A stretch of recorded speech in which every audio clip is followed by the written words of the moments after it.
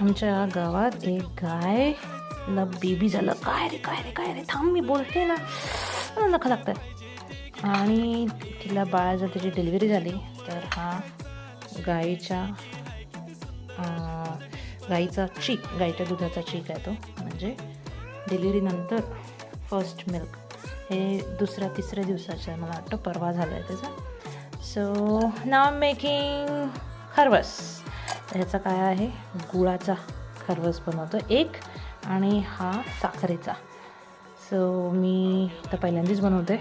सगळ्या online recipes बघून थोडंसं प्रमाण ॲडजस्ट करून we are trying. Let's see how it works, how it turns out to be. It's a dessert, it's a sweet dessert made out of milk. It's called as kharwas. Let's see.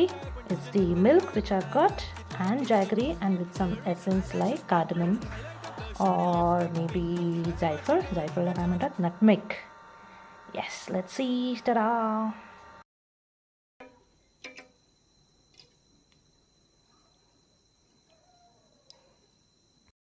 Experiment केलेला आहे आता कुकरमध्ये already.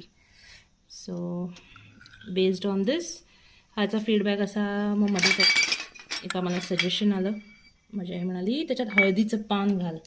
So आता next त्याच्यामध्ये वेलची आणि हळदीचं पान, कारण ते ऑलरेडी गेलेलं होतं.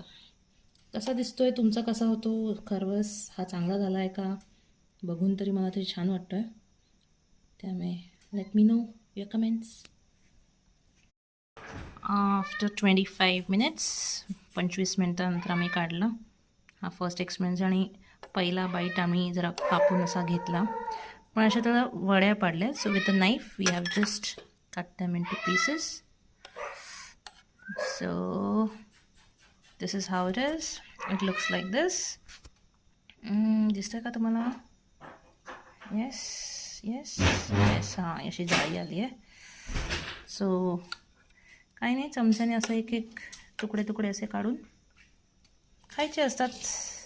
हा असा जाळी आली. काही लोकांना जाळी आवडते, काही लोकांना जाळी नाही आवडत.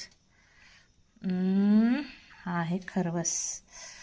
सो हा फर्स्ट एक्सपेरिमेंट होता, आणि